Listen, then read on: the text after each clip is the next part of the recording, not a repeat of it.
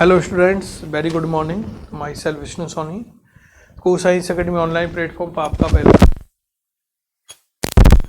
Lesson first का जो revision चला रखा है आपके है ना, 4 पर्पस टेस्ट, तो उसका हम लोग नेक्स्ट पार्ट क्लियर करते हैं। शायद हम लोग 80 नंबर के पॉइंट तक तो लास्ट क्लास तक क्लियर करके आ चुके थे। आज की इस क्लास में हम लोग आगे नेक्स्ट देखते हैं बेटा। 19 नंबर में हम लोगों की एक टर्म है सिस्टेमेटिक्स। सिस्टेमेटिक्स क्या होता है आपको बता रखा था बेटा, वर्गीकरण विज्ञान। सिस्टेमेटिक्स क्या है, तो सिस्टेमेटिक्स में बेटा टैक्सोनॉमी के कंपोनेंट्स को तो इंक्लूड किया था, आपके आइडेंटिफिकेशन, नोमेनक्लेचर और क्लासिफिकेशन, क्योंकि ये तो बेसिक कंपोनेंट हैं जो टैक्सोनॉमी में भी इंक्लूड होते हैं और सिस्टेमेटिक्स के अंदर भी होते हैं। लेकिन सिस्टेमेटिक्स में एक अदर कंपोनेंट भी इंक्लूड किया था, वो था ऑर्गेनिज का एवोल्यूटरी ऑर्डर। देखिए आगे, systematic also include evolutionary relationship between organism, यानी इसमें ये 4th कंपोनेंट था। फिर हम लोगों ने देखा था सिस्टेमेटिक्स आपके लैटिन वर्ड सिस्टमा से डिराइव्ड हुआ है। इसका मीनिंग होता है सिस्टेमेटिक अरेंजमेंट ऑफ ऑर्गेनिज्म। और इसके बारे में फर्स्ट ऑफ ऑल किसने बताया था, Linnaeus used Systema Naturae as the title of his publication. Publication के लिए उन्होंने, कैरोलस लिनियस ने क्या देखा था, कैरोलस लिनियस ने used Systema Naturae as the title of, Systema Naturae का यूज किया था अपने पब्लिकेशन के टाइटल के लिए। क्लियर। आगे देखें, क्लासिफिकेशन की बात कर रहे बेटा। Classification involve hierarchy of step in which each step represent a rank और कैटेगरी। टैक्सोनॉमिक हायरार्की के अंदर जो ईच स्टेप होता है वो किसको रिप्रेजेंट करता है, ए रैंक को या कैटेगरी को रैंक करता है। The category is a part of overall taxonomic arrangement. It is called the taxonomic category and the all characteristics together constitute the taxonomic hierarchy. यानी एक एक कैरेक्टर को तो हम लोग टैक्सोनॉमिक कैटेगरीज या आपके रैंक बोल सकते हैं बेटा।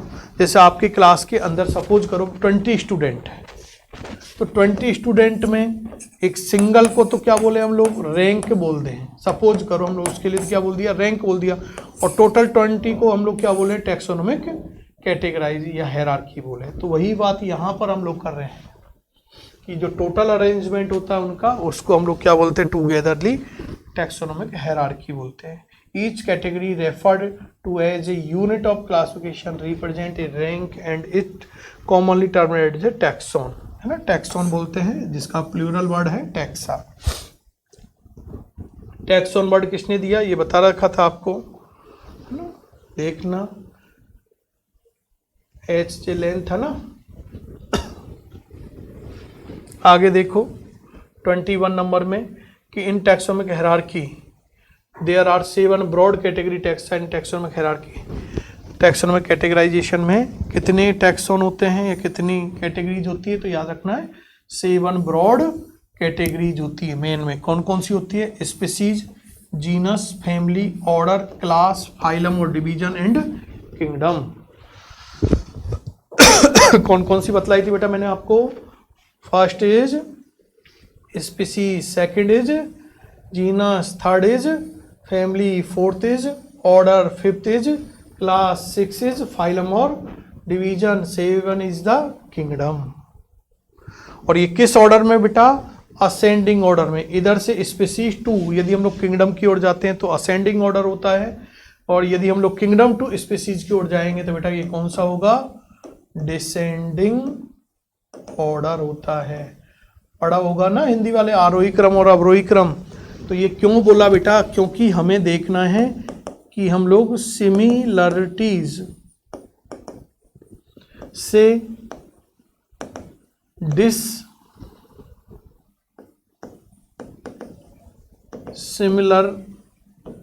की ओर जाते हैं या डिससिमिलरिटीज से हम लोग सिमिलरिटीज की ओर जाते हैं। इसका माने क्या है कि हर रैंक पे, हर कैटेगरी पर जाकर क्या सिमिलरिटी से कम होती जाती हैं, इसका मतलब डिससिमिलरिटी बढ़ती जाती हैं, या आपके डिससिमिलरिटी लो होती जाती है और सिमिलरिटी बढ़ती जाती है, वो हम लोग देखते हैं।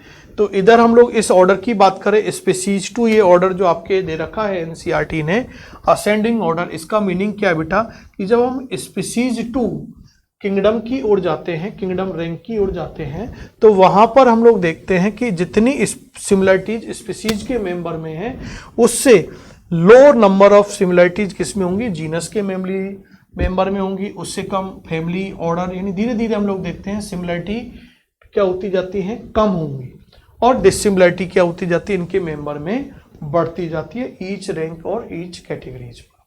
और अपोजिट बात करें डिसेंडिंग ऑर्डर में, तो डिसेंडिंग ऑर्डर में ये बेटा इधर से चलते हैं, किंगडम से हम लोग चलना मूव चालू करेंगे, तो फिर क्या बोलेंगे कि आप लोगों के जो डिसिमिलरिटीज थी, ये डिसिमिलरिटी, जितनी डिसिमिलरिटी आपके किंगडम के मेंबर में है उससे लो डिसिमिलरिटी फाइलम के मेंबर में होंगी, उससे लो आपके क्लास के मेंबर में होंगी, ऑर्डर में होंगी, फैमिली में होंगी। इसका मतलब धीरे धीरे इनके मेंबर में डिसिमिलरिटी कम हो रही है और सिमिलरिटी बढ़ रही है। तो ये असेंडिंग ऑर्डर और डिसेंडिंग ऑर्डर का मीनिंग है। तो आपको नीट लेवल पे इसमें से 3 क्वेश्चन का टाइप पैटर्न आ सकता है बेटा। पहला क्वेश्चन का टाइप आपसे डायरेक्ट अरेंजमेंट पूछ सकता है, करेक्ट अरेंजमेंट की आपसे बात कर सकता है। नेक्स्ट आप लोगों से असेंडिंग ऑर्डर पूछ सकता है, नेक्स्ट आपसे डिसेंडिंग ऑर्डर पूछ सकता है। तो आपको दोनों ही तरह से आपको याद रखना है। क्लियर?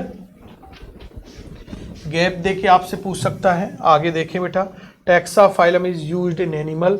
जो फाइलम है ना, ये आपको बता रखा है, फाइलम तो हम लोग एनिमल में यूज करते हैं और डिवीजन हम लोग बेटा प्लांट के लिए यूज करते हैं टैक्सॉन का। तो taxa phylum is used in animal classification where division is used in the plant classification.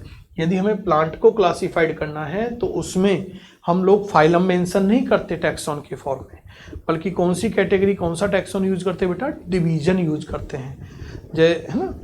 और यदि हम लोग बात करें एनिमल की, तो एनिमल क्लासिफिकेशन में हम लोग डिवीजन नहीं करते बल्कि फाइलम, टैक्सॉन या टैक्सा यूज करते हैं।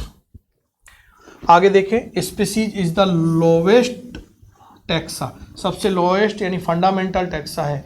ईच टैक्सा और कैटेगरी और rank represent a unit of classification.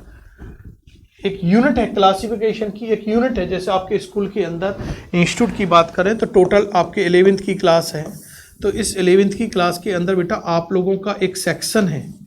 ये सेक्शन अपने आप में क्या है, टैक्सा या कैटेगरी है, यानी एक यूनिट है। पूरे 11th क्लास की एक यूनिट है, सिंगल है एक section, section A, section B, section first जो भी दिया, और उनसे मिलके आपके एक पूरी कंबाइंडली क्लास बनी है। क्लियर? कोई डाउट यहां तक? आगे चलें, नेक्स्ट देखें बेटा हम लोग। अब आगे चल के जब आप लोग देखोगे तो आपको 1 by 1 जो 7 थे उनके बारे में बता रखा है, 7 टैक्सॉन की डेफिनेशन। जब आप उनको देखोगे तो उनके लिए मैंने चीज बताई थी आपको,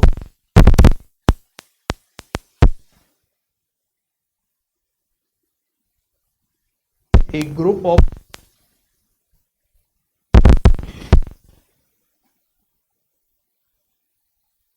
द डिस्टिंक्ट मॉर्फोलॉजी,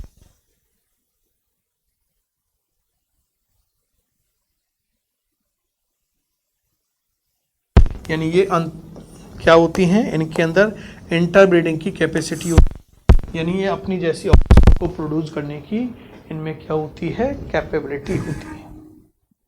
क्लियर? तो देखा था अपन लोगों ने स्पीसीज को डिफाइन किया था, ग्रुप्स ऑफ इंटरब्रीडिंग ऑर्गेनिज्म, है ना, अंतर प्रजननशील जीवों का समूह जो होता है उसी को हम लोग स्पीसीज बोलते हैं। स्पीसीज टर्म किसने दी, तो वो आपको बता रखा बेटा जोहन ने।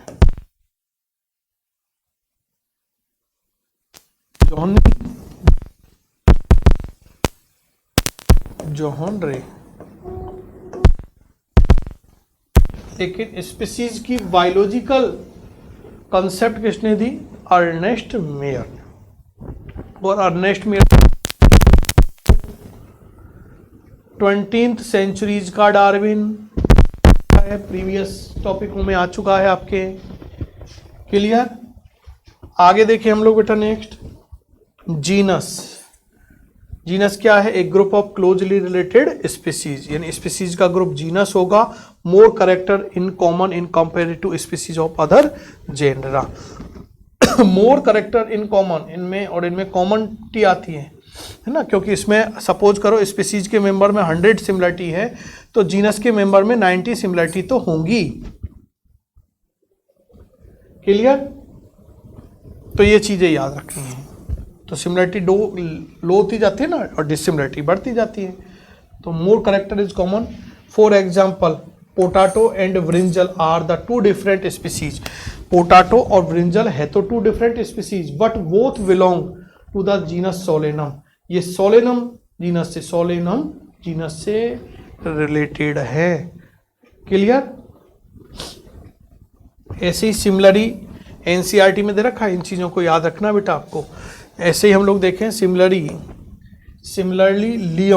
Lion Panthera leo and leopard Panthera pardus, tiger Panthera tigris, ये साइंटिफिक नेम है।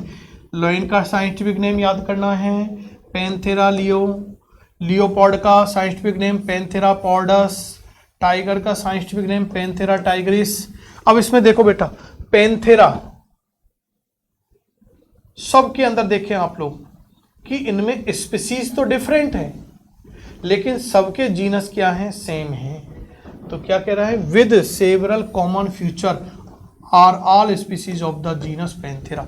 पैंथेरा जीनस के मेंबर के जो स्पीसीज है इनके अंदर सेवरल कॉमन फीचर्स होंगे, क्योंकि हम लोगों ने बोला ना कि इनमें स्पीसीज के कंपेरेटिव जीनस के मेंबर में सिमिलरिटी तो होंगी लेकिन जितनी सिमिलरिटी स्पीसीज के मेंबरों में है उतनी जीनस के मेंबर में नहीं होती। यही समझाया था ना आपको। क्लियर? आगे देखें, फैमिली की बात करें तो फैमिली में देखें बेटा हम लोग group of related genera with still less number of similarities as compare to genus and species. हम देखते हैं कि फैमिली क्या है, ग्रुप्स ऑफ जीनस है, और हम लोग स्पीसीज और जीनस के मेंबर में सिमिलरिटीज की बात करते हैं उनसे कम सिमिलरिटी हम कहाँ ऑब्जर्व करेंगे, फैमिली के मेंबर में। Families are characterized on the basis of both vegetative and reproductive future of plant species. Families के अंदर हम लोग दोनों ही टाइप के कैरेक्टर को बेटा क्या करते हैं, इंक्लूड करते हैं। आपके वेजिटेटिव कैरेक्टर भी आते हैं और रिप्रोडक्टिव कैरेक्टर भी इनके अंदर इंक्लूड्स होते हैं। 3 डिफरेंट जेनेरा की बात करें, जैसे सोलेनम, एक जेनरा कौन सा है बेटा, सोलेनम, पिट्यूनिया और धतूरा, ये 3 हम लोग बात कर रहे हैं डिफरेंट क्या है, जेनेरा, यानी इनके जीनस डिफरेंट है लेकिन फैमिली सेम है। Are placed in the family Solanaceae. इन तीनों डिफरेंट जेनेरा के मेंबर को एक ही फैमिली के अंदर क्या किया गया है, इंक्लूड। ऐसी बात करें genus Panthera comprising lion tiger leopard is put along with the genus. इनको जीनस इनकी बात करें अपन लोग तो इनमें देखा पैंथेरा है ना, टाइगर लायन, ये पैंथेरा जीनस है तो एक ही जीनस है, लेकिन हम लोग बात करते हैं विद जीनस, लेकिन फैलीज यानी कैट्स इन द फैमिली फैलिडी, लेकिन हम लोग जो कैट्स है उनको किस फैमिली में रखते हैं, फैलिडी के फैमिली के अंदर इनको प्लेस्ड किया गया है। क्लियर? इसी तरह से आपके ऑर्डर आता है तो ग्रुप्स ऑफ आपको बता रखा, ग्रुप्स ऑफ फैमिली, क्लास की बात करेंगे तो ग्रुप्स ऑफ ऑर्डर, फाइलम की बात करेंगे तो ग्रुप्स ऑफ क्लास, और किंगडम की बात करेंगे तो ग्रुप्स ऑफ फाइलम और डिवीजन क्या होगा आप लोगों के, किंगडम होता है। तो इनको हम लोग आगे की क्लास में क्लियर करेंगे। Thank you, good bye.